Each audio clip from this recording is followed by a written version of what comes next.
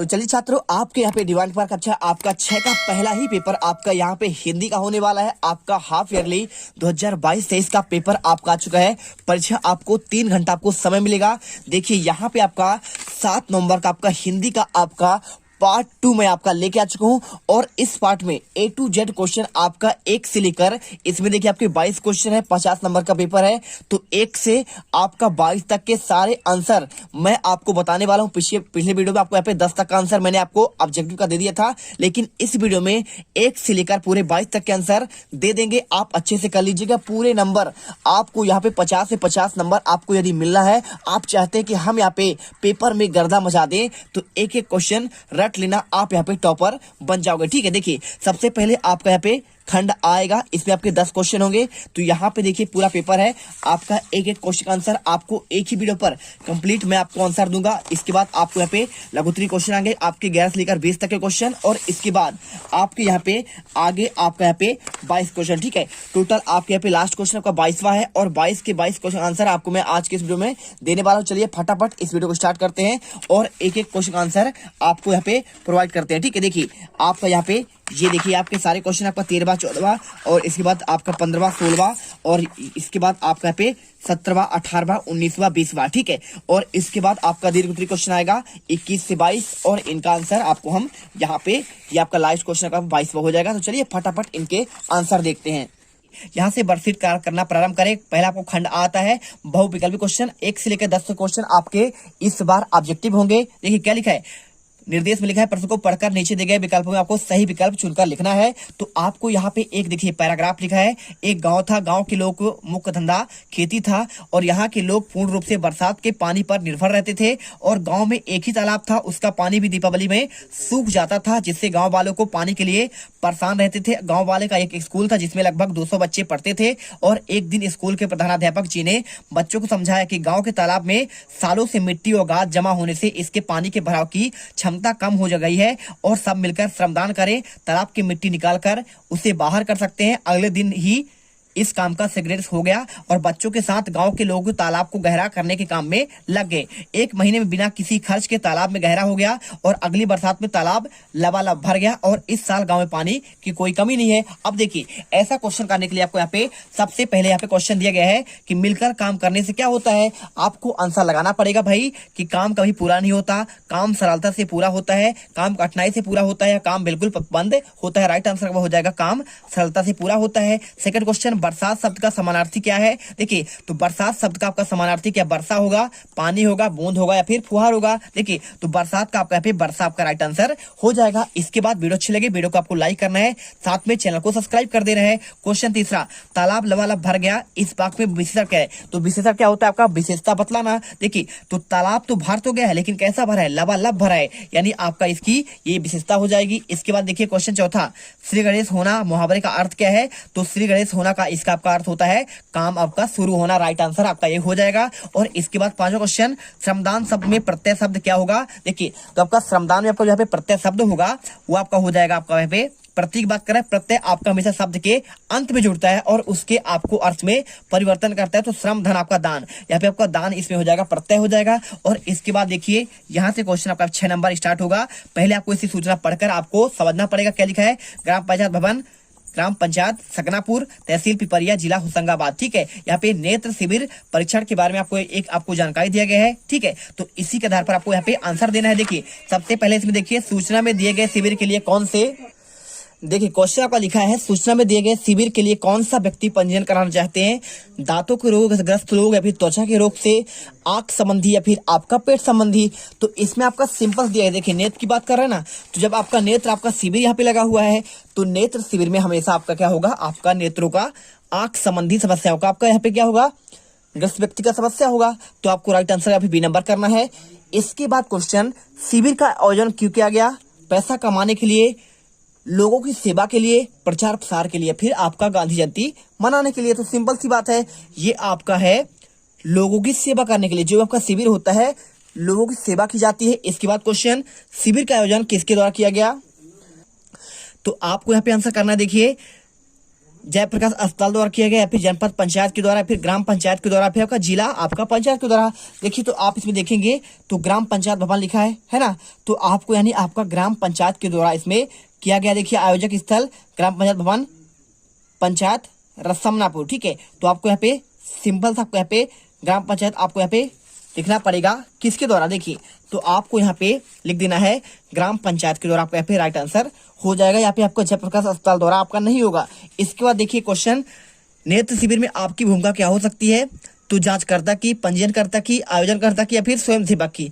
तो आप इसमें जब भी आप कोई आपका यहाँ पे शिविर होता है तो आप सेवा करना चाहते हैं तो आप उसमें क्या कर सकते हैं, यहाँ पे स्वयंसेवक का आप यहाँ पे कार्य कर सकते हैं, आप उनकी मदद कर सकते हैं। इसके बाद क्वेश्चन, नेत्र शिविर के आयोजन के लिए उचित निर्देश क्या हो सकता है, तो पंजीयन के लिए जल्दी ना करें, देखिए तो ऐसा तो है नहीं, है ना। और अपना पहचान पत्र लेकर आए, कृपया पंक्ति बनाइए, और पंजीयन कभी भी करा सकते हैं। तो आपका इसमें राइट आंसर आपको देखिए आपका क्या होगा, पंक्ति बनाकर आइए।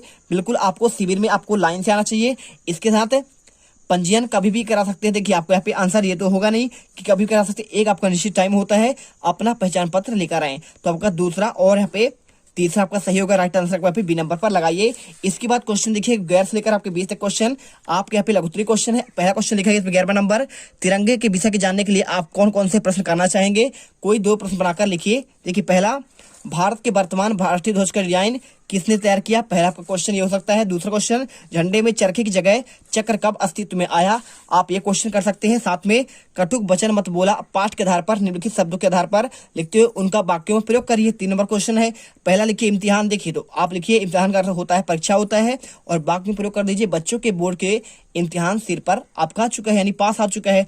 होशियार की बात कर रहा है तो इसमें देखिए क्या लिखा है, आपको यहाँ पे लिखा है इसमें होशियार का अर्थ होता है बुद्धिमान होता है, और वाक्य में प्रयोग करेंगे बालिग शारदा बड़ी ही अक्लमंद और होशियार है। और इसके बाद देखिए क्वेश्चन आपका यहाँ पे आता है, क्वेश्चन नंबर आपका पूरा हो गया। देखिए क्वेश्चन 12 का आंसर आपको यहाँ पे हो चुका है पूरा, देखिए। और इसके साथ देखिए आपको यहाँ पे ये क्वेश्चन करने के बाद आपको यहाँ पे क्वेश्चन आता है, देखिए आपका यहाँ पे 13वां क्वेश्चन आपका दिया गया 3 नंबर का, निम्नलिखित पंक्तियों में आपको तपस्वी में कौन सी विशेषता बताई गई है, तो आपको इसका आंसर करना पड़ेगा। देखिए, छूने पाए मोह तुझको, बन तपस्वी लौ हृदय, काल स्वयं डर जाए देखकर ध्रुव रहे निश्चय, ठीक है। पहला क्वेश्चन, पंक्तियों में तपस्वी की निम्न विशेषता बताई गई है। पहला, तपस्वी मोह और आलस दूर कर सकता है। दूसरा, ठीक है, तो विशेषता आपको लिखना पहले में, तपस्वी मोह और आलस दूर कर सकता है। दूसरा, तपस्वी में लोहे के समान आपका सहृदय होता है। और तीसरा, तपस्वी में आपका काल डर होता है। साथ में आपको यहाँ पे तपस्वी में दृढ़ संकल्प बहुत मजबूत होता है। आपको ये आंसर करना पड़ेगा। और इसके बाद देखिए यहाँ पे क्वेश्चन आप अलग दिए गए हैं, निम्नलिखित गद्यांश को पढ़कर आपको प्रश्नों के उत्तर देना है। तो ये गद्यांश आपका है, ठीक है। घर में रुपए भी नहीं होते, मैं घबरा जाती हूँ, पड़ोस की औरतों की ओर नाक में दम कर रखा है, जैसे उनके घर में कोई होता ही नहीं, आकर घंटों बैठी रहती हैं। ये आपका पैराग्राफ है। अब इसमें जो है देखिए आपको इसे भरना है, तो आप इसमें आप उत्तर देंगे, ठीक है। तो पहला देखिए क्वेश्चन क्या दिया है, इसमें लिखा है गद्यांश में से कोई आपका 2 मुहावरा खोजकर आपको अर्थ आपको लिखना है। देखिए, तो पहला आपको यहाँ पे चाहते हैं, तो नाक में, देखिए यहाँ पे लिखा ना नाक में दम कर रखा है, तो पहला आपको यहाँ पे हो जाएगा नाक में दम कर रखा है, यानी आपको ऐसा ढूंढकर आंसर करना पड़ेगा। इसका अर्थ होता है परेशान करना। दूसरा देखिए, सीधी मुंह बात ना करना, तो आप इसमें देखेंगे तो इसे पूरे करेंगे तो सीधे मुंह बात नहीं करती है, तो इससे आपका मुहावरा हो जाएगा सीधी मुंह बात ना करना। इसका अर्थ होता है घमंड करना। इसके बाद क्वेश्चन 15, गद्यांश में आए कि नहीं 8 संज्ञा शब्दों को छाटकर लिखना है। तो संज्ञा मतलब होता है स्थान, जाति, और बात कर रहा है किसका, स्थान हो, या फिर आपका यहाँ पे क्या है वस्तु हो, या फिर आपका यहाँ पे या वो हो। देखिए पहला क्या है, आपको घर हो जाएगा, औरत, कार, गरीब, नाक, कान, सीला, अमुक, ये आपके इसमें सभी आपके मिल जाएंगे। तो आपको यहाँ पे आंसर कर देना है। इसके बाद देखिए क्वेश्चन आपका यहाँ पे कंप्लीट होने के बाद आपका क्वेश्चन नंबर 16 आता है। तो 16वां क्वेश्चन देखिए यहाँ पे आपको क्वेश्चन दिया गया है, गद्यांश में आए विराम चिन्हों को खोजकर उनके नाम लिखिए। तो देखिए पहला आपका यहाँ पे पूर्ण विराम, देखिए इसमें गद्यांश में आपका यहाँ पे आपका ये दिया गया है पूर्ण विराम, तो आप लिख दीजिए पूर्ण विराम आपका। इसके साथ देखिए यहाँ पे आपके बहुत सारे आता है, देखिए योजक चिन्ह भी आया हुआ है।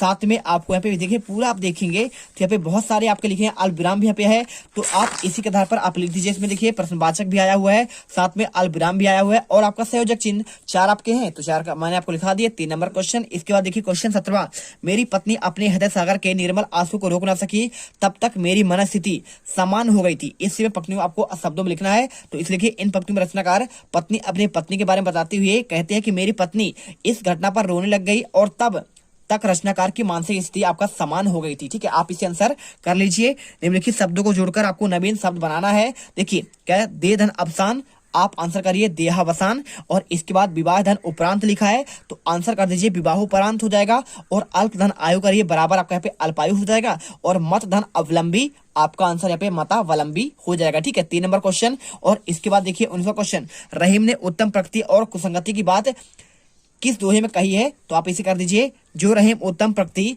करी संगत कुसंग चंदन विष व्यपत नहीं लपटे रहत भुजंग। रहीम कहते हैं कि जो व्यक्ति अच्छे स्वभाव का होता है उसे बुरी संगति भी बिगाड़ नहीं पाती, जैसे जहरीले सांप चंदन के वृक्ष पर लिपटे रहने पर भी उस पर कोई जहरीला प्रभाव नहीं पड़ता है। और इसके बाद बसंत ऋतु के मोहक स्वरूप को आपको क्या क्या उपाय करेंगे, तो आंसर लिख दीजिए। बसंत ऋतु को आपको सभी ऋतु राजा कहते हैं। बसंत ऋतु के दौरान प्रकृति अपने दर रूप प्रकट होती है और हमें आनंद प्राप्त करती है। बसंत ऋतु को पूरी तरह से आनंद लेने के लिए हमें स्वास्थ्य की देखभाल पहले करनी चाहिए, और वहां पे ऋतु ईश्वर एक वरदान है और इसका लाभ हमें पूरा उठाना चाहिए। ठीक है, आंसर मिल गया।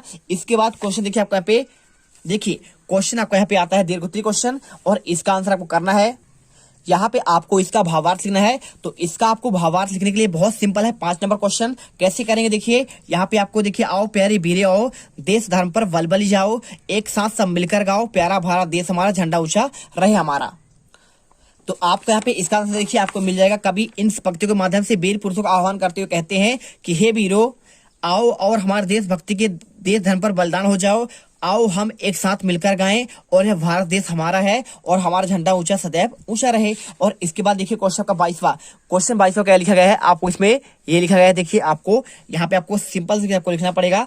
आप इस समझिए, देखिए क्या लिखा है, महारानी लक्ष्मीबाई के गुणों को आपको वर्णन करना है। तो देखिए उत्तर में 1857 क्रांति की महान नायिका और नारित्व के साहस और शौर्य प्रेरणादायक रही। झांसी की रानी का जीवन हर मामले में अनुकरणीय है, और हम रानी के साहस शौर्य और वीरता के तो अच्छे से जानते हैं, मगर रानी लक्ष्मीबाई के व्यक्तित्व और उससे कहीं ऊपर है। 18 जून 1858 को ग्वालियर में क्या कहा, अब ग्वालियर में शहीद हुई, और रानी का बलिदान पूरे विश्व के लिए आपका एक उदाहरण है। यहाँ पे आंसर कर देना। देखिए हमने पूरे आंसर 22 तक के आंसर हमने आपको एक ही वीडियो पर कंप्लीट आंसर कर दिए हैं। अच्छे से पढ़ लीजिएगा, यदि आपने इसे तैयार कर लिया तो आप यहाँ पे टॉपर बनोगे 7 नंबर के पेपर में। मिलते हैं इस वीडियो पर। जय हिंद, जय भारत। अब तुम लोग गलती से अगर नए हो तो सब्सक्राइब करो, वो जो लाल वाला बटन है उस पर अपने जीजा जी फेंक के मारो या फूफा जी, मुझे नहीं पता, बस क्लिक हो जाना चाहिए। अब मैं भी जा रहा हूं, मुझे मुठिया पेलने जाना है। बाय। वो है